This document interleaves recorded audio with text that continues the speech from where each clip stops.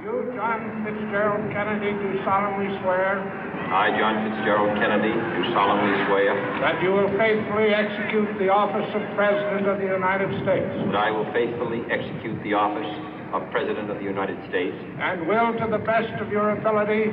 And will, to the best of my ability. Preserve, protect, and defend the Constitution of the United States. Preserve, protect, and defend the Constitution of the United States. So help you God. So help me God.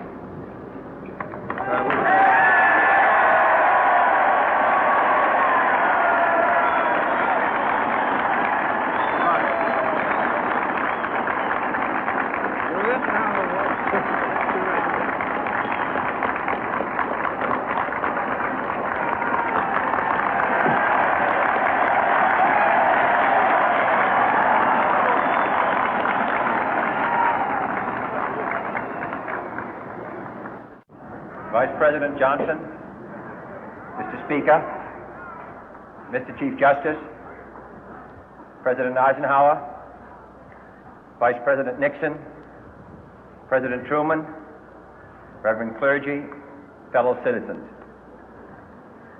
We observe today not a victory of party, but a celebration of freedom, symbolizing an end as well as a beginning, signifying renewal as well as change. For I have sworn before you and Almighty God the same solemn oath our forebears prescribed nearly a century and 3/4 ago. The world is very different now, for man holds in his mortal hands the power to abolish all forms of human poverty and all forms of human life. And yet the same revolutionary beliefs for which our forebears fought are still at issue around the globe. The belief that the rights of man come not from the generosity of the state, but from the hand of God. We dare not forget today that we are the heirs of that first revolution. Let the word go forth from this time and place to friend and foe alike that the torch has been passed to a new generation of Americans born in this century, tempered by war, disciplined by a hard and bitter peace, proud of our ancient heritage, and unwilling to witness or permit the slow undoing of those human rights to which this nation has always been committed and to which we are committed today at home and around the world.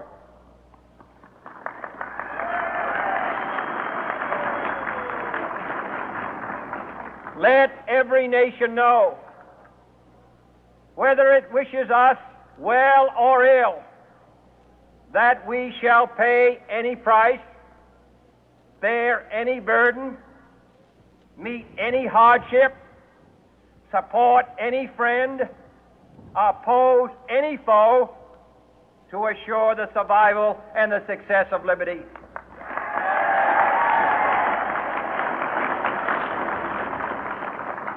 This much we pledge and more. To those old allies whose cultural and spiritual origins we share, we pledge the loyalty of faithful friends. United, there is little we cannot do in a host of cooperative ventures. Divided, there is little we can do, for we dare not meet a powerful challenge at odds and split asunder. To those new states whom we welcome to the ranks of the free, we pledge our word that one form of colonial control shall not have passed away, merely to be replaced by a far more iron tyranny.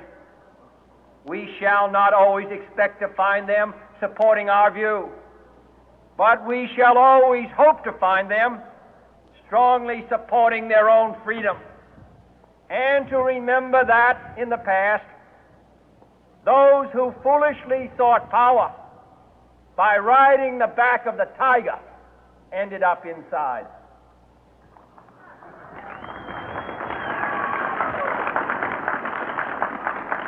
To those people in the huts and villages of half the globe struggling to break the bonds of mass misery, we pledge our best efforts to help them help themselves for whatever period is required, not because the communists may be doing it, not because we seek their votes, but because it is right. If a free society cannot help the many who are poor, it cannot save the few who are rich.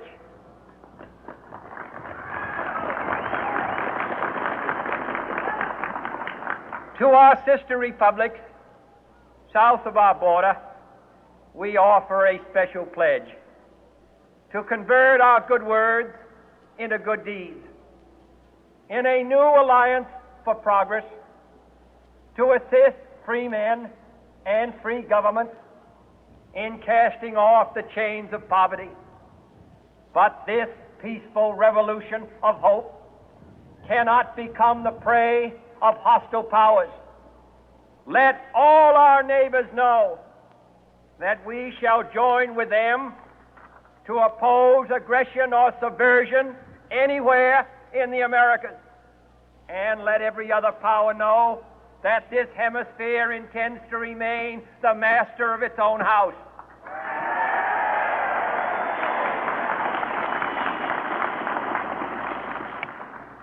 To that World Assembly of Sovereign States, the United Nations, our last best hope, in an age where the instruments of war have far outpaced the instruments of peace, we renew our pledge of support to prevent it from becoming merely a forum for invective, to strengthen its shield of the new and the weak, and to enlarge the area in which its writ may run.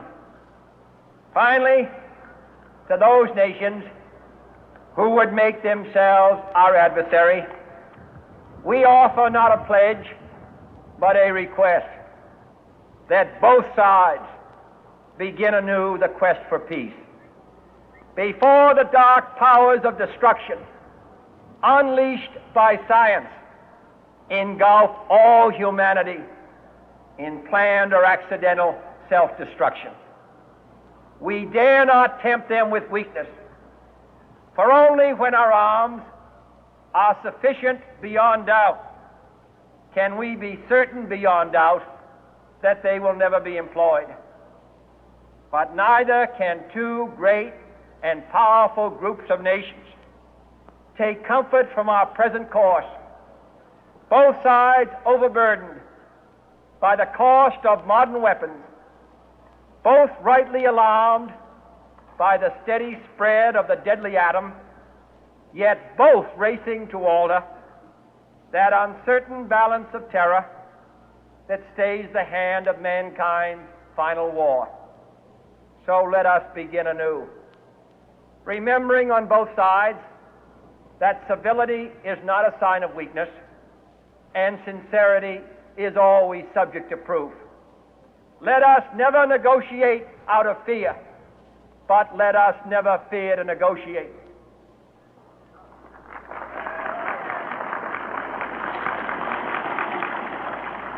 Let both sides explore what problems unite us, instead of belaboring those problems which divide us. Let both sides, for the first time, formulate serious and precise proposals for the inspection and control of arms, and bring the absolute power to destroy other nations under the absolute control of all nations.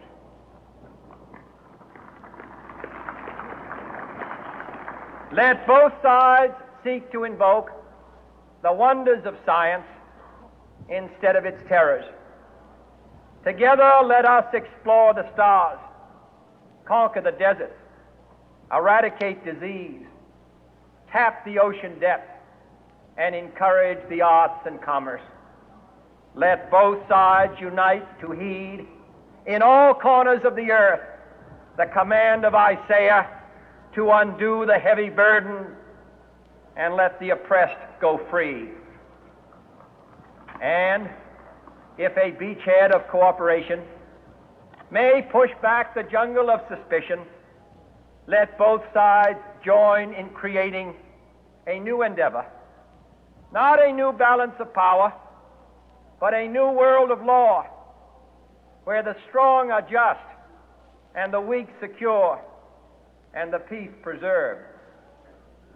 All this will not be finished in the first 100 days, nor will it be finished in the first 1,000 days, nor in the life of this administration, nor even perhaps in our lifetime on this planet.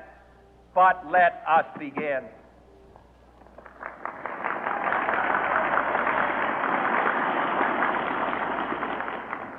In your hands, my fellow citizens, more than mine, will rest the final success or failure of our course. Since this country was founded, each generation of Americans has been summoned to give testimony to its national loyalty. The graves of young Americans who answered the call to service surround the globe.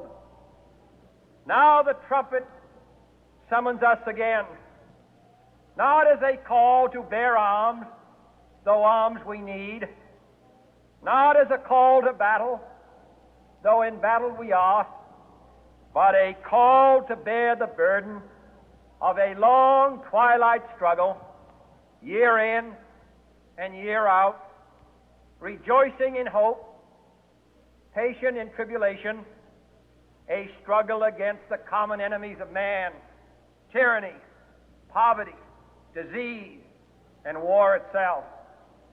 Can we forge against these enemies a grand and global alliance, north and south, east and west, that can assure a more fruitful life for all mankind? Will you join in that historic effort?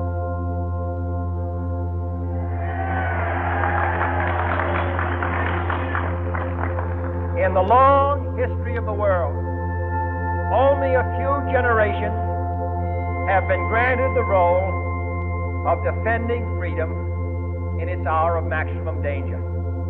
I do not shrink from this responsibility. I welcome it.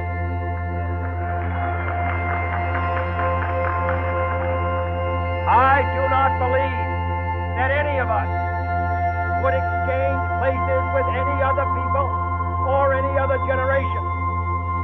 The energy, the faith, the devotion which we bring to this endeavor will light our country and all who serve it.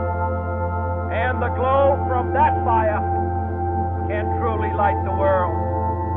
And so, my fellow Americans, ask not what your country can do for you. Ask what you can do for your country.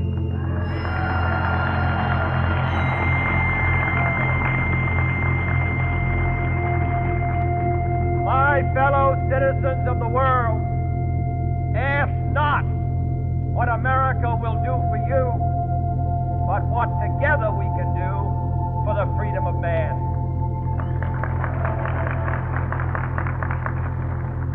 Finally, whether you are citizens of America or citizens of the world, ask of us here the same high standard of strength and sacrifice which we ask of you.